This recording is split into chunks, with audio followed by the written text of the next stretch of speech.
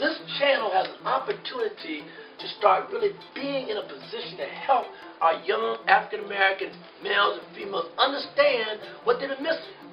We've all done a great job in our careers. We always want to be middle class. We all, including myself, I got 3 sons.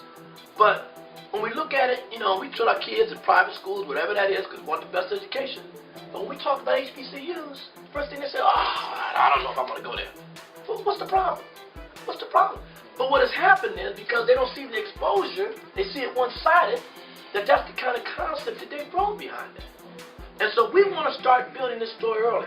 HBCU Net is a concept that what we want to bring out is about educating our community on historical black colleges and universities. Over the last 143 years, the brand of HBCU has not been taken. The story has not been told. We plan to really build that story. Content-wise, our strategy is threefold: sports, entertainment, and what we're calling edutainment. The caveat programming is sports. Everyone in America knows about black college sports. Matter of fact, Grambling turned out the most NFL players that are currently Hall of Famers than any other school in the country, no matter African American or non-African American. One of the things that we heard from a lot of the commissioners when we first started talking about this is, how are we going to deal with ESPN? Well, I worked for ESPN for 8 years. So I went to ESPN and said to ESPN, look, you know, I can't come after the 800-pound gorilla, but I was involved with the NFL deal with ESPN when they got Sunday Night Football. And I said, let's look at it in the same context as we're looking at this. Give us the second window.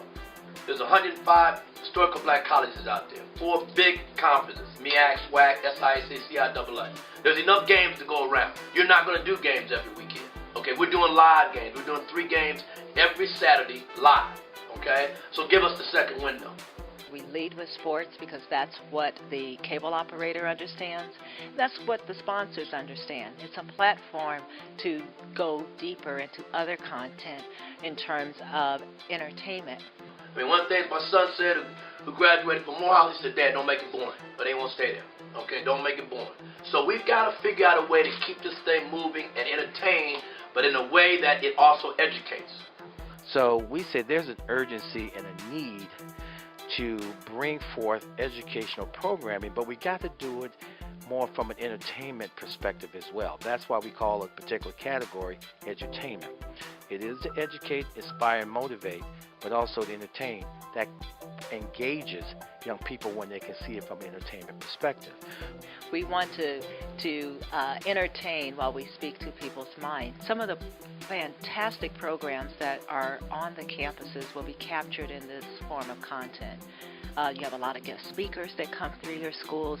We want to take some of those great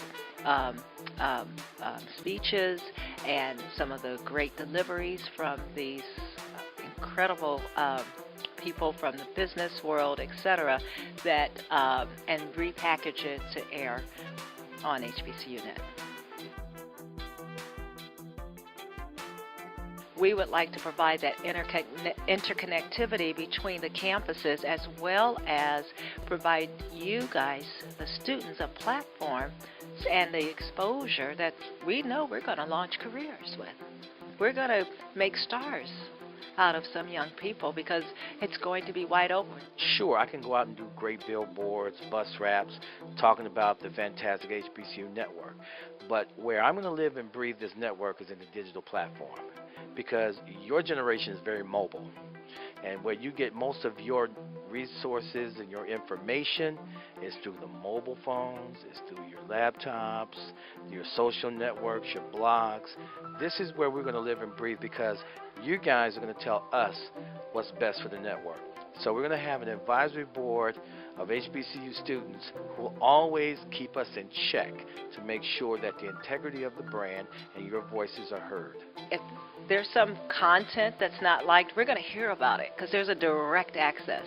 And that's what the channel is really all about. A lot of access, a lot of feedback, a lot of interactivity. I think the timing is right. You know, we have a new president in the House. His backing is HBCU Initiative, backed by John Wilson. and his whole, thrust is to try to make sure HBCU students become some of the finest educated students in the country. And I think it's really critical that we protect the heritage and the legacy that is truly HBCU. North Carolina A&T got one of the best engineering schools in the country. Nobody really knows that. It's not, the story is not being told. So we're going to get those messages out.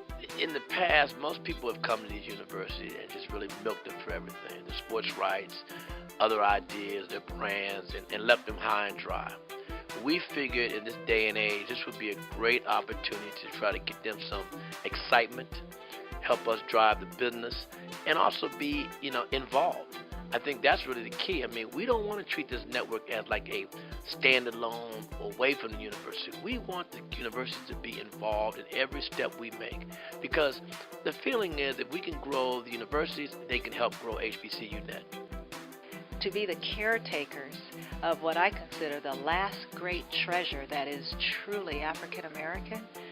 I mean, who wouldn't? I mean, it's an awesome responsibility, but it's an awesome opportunity.